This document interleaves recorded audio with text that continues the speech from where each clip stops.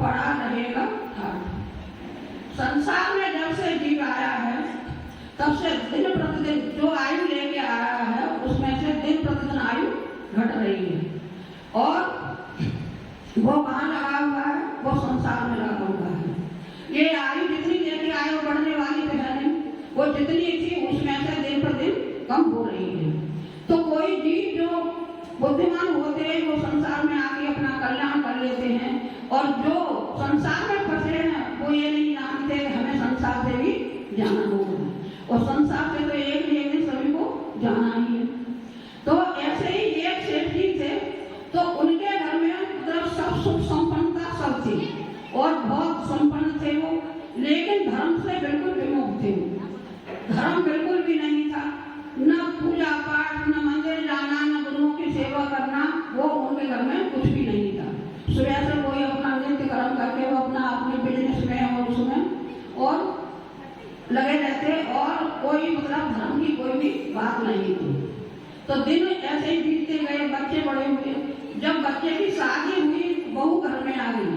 जब बहू आ गई घर में तो बहू बहुत धर्मात्मा थी और अपने साधु संतों से मतलब बहुत सेवा करने वाली थी।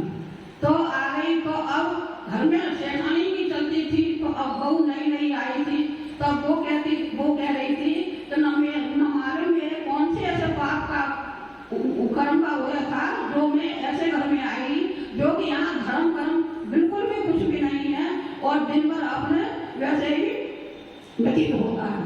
तो अब बहू बहुत परेशान थी। अब परेशान थी तो क्या करे, इसी बीच में एक मुनिराज का आगमन हुआ नगर में। जब आगमन हुआ तो बहू ने सोचा कि हो सकता है कि माँ जी से मैं आज्ञा ले लूं तो घर में चौका लगाऊं। तो उसने बहुत सोच समझकर पहले तो अपने पति से ही कहा कि मैं मुनि महाराज को घर में लाना चाहती हूँ, और साथ जो दिगंबर संत होते हैं बिना प्रयोजन के वो घर में आते नहीं है, या तो चौका लगाओ या फिर कोई मतलब विधान वगैरह कराओ या फिर किसी की समाधि वगैरह हो रही हो तो उनको लाया जा सकता है। इसलिए मेरी प्रार्थना है आपसे कि मतलब मैं घर में चौका लगाऊं। तो पति ने कहा कि ये बात तुम माँ जी से कहो, इसमें मैं तुम्हारा कोई साथ नहीं दे सकता। तो बहू ने कहा ठीक है। तो माँ जी से कहा तो माँ जी मैं चौका लगाना चाहती हूँ अगर आपकी इजाजत हो। तो सास ने कुछ सोच समझ के कह दिया कि हाँ बहू तुम चौका लगा लो। तो चौका लगाया, प्रदान भी किया, और पुण्य के उदय से महाराज जी का प्रदान घर में हो गया। जब प्रदान हो गया, आहार हो गया अच्छी तरह से, तो बहू ने कहा कि थोड़ी देर मुनराज बिठा लो। तो उन्हें मतलब मुनराज को बैठा लिया। तो बहू ने प्रश्न किया कि मुनराज इतने सवेरे सवेरे कैसे? तो मुनराज ने कहा तो बहू अध्यात्म लगती है और मतलब धर्मात्मा है, तो उन्होंने महाराज ने कहा कि समय का कोई भरोसा नहीं है कि न मालूम कब क्या हो जाए। तो फिर महाराज ने भी प्रश्न किया कि बहू तेरी उम्र कितनी है?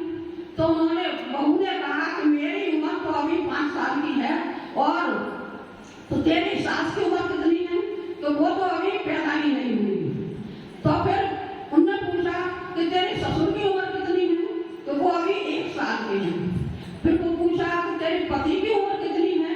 कि वो अभी तो झूले में झूल रहे हैं, अभी उनकी कोई मुझे उम्र नहीं है। तो फिर बाद में उन्होंने प्रश्न किया मुनि महाराज ने कि ये बताओ तुम ताली खाते हो या बासा खाते हो? तो बहू ने कहा कि अभी तक तो ताली का नाम निशान नहीं है और मैं अभी तो घर में सभी बासा ही खाते हैं। जब ये प्रश्न सुने तो ससुर को बहुत गुस्सा आई और बोले देखो इस बहू को हम कितना आंखों पर रखते हैं और इसने मुनराज के सामने हमारी कितनी बेइज्जती की और इसने कहा कि हम बासा खाते हैं। तो वो समझते तो थे नहीं कि धर्म से पूछ रहे हैं या क्या पूछ रहे हैं।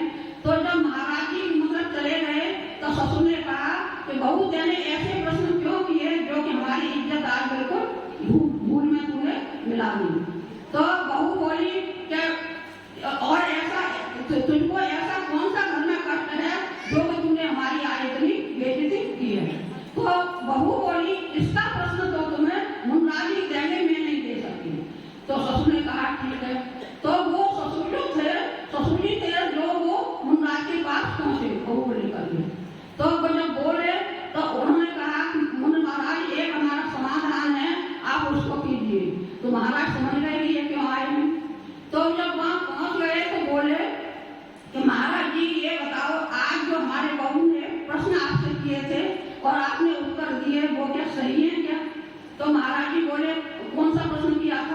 तो किया था कि सुबह इतनी जल्दी जल्दी कैसे, सवेरे सवेरे कैसे महाराज जी?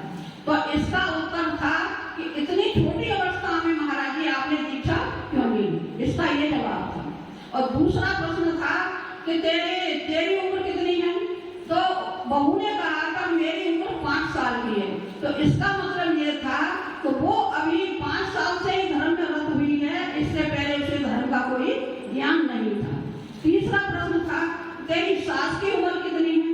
तो मैंने जवाब दिया था, उसने बहू ने कहा था कि अभी सास का तो जन्म भी नहीं हुआ है। इसका मतलब ये है कि सास अभी धर्म से बिल्कुल विमुख है, अभी धर्म का उनको कोई भी ज्ञान नहीं है और न धर्म में को उनकी मन इच्छा होती है। और चौथा प्रश्न था कि तेरे पति की उम्र कितनी है? तो मैंने कहा, उस बहू ने कहा था कि अभी तो वो झूले में ही झूल रहे हैं। तो इसका मतलब ये है कि अभी उसको कोई धर्म का कोई ज्ञान नहीं है, अभी मतलब वो अपने संसार में ही फंसे हुए हैं। पांचवा प्रश्न था कि ताजी खाते हो या बासी खाते हो? तो बहू ने उत्तर दिया कि अभी तो हम बासा ही खा रहे हैं, ताजी का नाम निशान नहीं है। तो इसका मतलब ये है कि जो तुमने पूर्व पुण्य किया है, जो पूर्व पुण्य करके आए थे, उसी का तुम खा रहे हो। और इस जन्म में तुमने ऐसा कोई कार्य नहीं किया जो कि धर्म का कोई कार्य दान तुमने किया हो या महाराज को तुमने आहार दिया हो या कोई धर्म ऐसा कोई तुमने काम नहीं किया। इसका मतलब ये था। तब उन ससुर को संतोष हुआ, चलो बात समझ में आ गई। तो उस दिन से उन्होंने अपने जैन धर्म में उन्हें प्रवृत्ति कर करके और अपने जैन धर्म को रत हो गई। तो कोई जीव तो ऐसे होते हैं सुनने के बाद में उन्हें आ जाती है कि मतलब हमें ये काम करना है और हमें मतलब समझ में आ जाती है। कोई जीव ऐसे होते हैं उन्हें चाहे कितने भी समझाओ, चाहे उन्हें प्रवचन दो या कुछ भी करो, लेकिन उनकी समझ में नहीं आती है। क्यों नहीं आती है? क्योंकि उनके पूर्व भक्ति ऐसे संस्कार पड़े हुए हैं जो कि उन्हें आगे नहीं बढ़ने देते। और आगे नहीं बढ़ने देते तो हमें चाहिए, हमें कुछ प्रोत्साहन करना चाहिए। और ये मनुष्य भाव मिला है तो इस मनुष्य भाव का हमें फायदा उठाना चाहिए। ये मनुष्य भाव ही एक ऐसा है जो चारों द्वार तुम्हारे लिए खुले हुए हैं और कोई ऐसा भाव नहीं है जिसमें तुम पुण्य कर सको या धर्म कर सको या अपने मन से कोई भी काम कर सको। लेकिन मनुष्य पर्याय पाकर के ये जीव इतना बौखला जाता है, इतना मतलब उसमें संसार में फंस जाता है, इसलिए वो ये समझता है कि हम हमेशा ही इस संसार में रहेंगे, हमें यहाँ से जाना नहीं है। तो संसार के बातों में तो उसका मन बहुत लगता है, लेकिन धर्म में उसकी रुचि नहीं हो पाती है। साधु संत समझाते हैं, समझाने के बाद में भी उनके बिल्कुल सुन लिया और इधर से सुना उधर से निकाल दिया, सुनने के बाद भी कोई उन पर असर होता नहीं। लेकिन जो कोई भव्य जीव होते हैं, साधु संतों के समझाने से उनके समझ में आ जाती है और वो अपने जीवन का कल्याण कर लेते हैं। तो मेरे कहने का मतलब यही है कि आज आप 3 महीने से आपको प्रवचन सुना रहे हैं, माता जी कर्म कांड पढ़ा रही हैं, तो आप सब सुन करके मतलब इधर से उधर मत निकालो और अपने जीवन का कुछ उत्थान करो। और ये पैसा हमेशा रहने वाला नहीं है। पैसा तो लक्ष्मी पुण्य की चैनी है, जब तक पुण्य है तुम्हारा तब तक तुम्हारी लक्ष्मी है। जिस दिन पाप का उदय आएगा तो वो पता भी नहीं चलेगा कहाँ से कहाँ चली जाएगी। इसलिए इस पैसे पे तुम्हें बिल्कुल भी अभिमान नहीं करना चाहिए और जो मनुष्य पर्याय मिली है उसमें कुछ धर्म कर्म करके अपना जीवन सार्थक करना चाहिए। और ऐसे तो मतलब कितने जन्म धारण किए हमने, कितने मतलब धर्म जीवन धारण कर धर्म धारण नहीं किया हमने और पाप में ही लगे रहे हम और यही करते करते संसार से चले गए। लेकिन अब मनुष्य भाव में कुछ ऐसा काम कर लो जो कि जो यहाँ आए हो तो कुछ न कुछ तुम्हें मतलब उसमें जाने के बाद में ये मालूम पड़ा कि हाँ हम कुछ अपने साथ में लेके जा रहे हैं। जब तुम आए जगत में, जगत के साथ तुम रोए, कुछ करनी ऐसी कर चलो जो जगत से तुम हंसो और जब रोए। कुछ अपनी ऐसी छाप छोड़ के संसार में जाओ जो तुम्हें दुनिया याद करे कि हाँ वो अमुक जीव ऐसा था, कि वो अमुक जीव ऐसा था। इसलिए साधु संतों की बात मानकर, अब गुरु की बात मानकर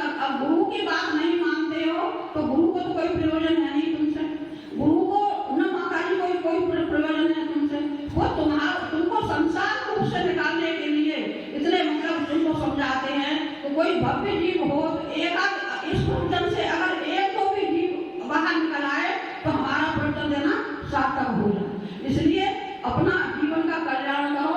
बोलिए आचार्य सुंदर सागर जी महाराज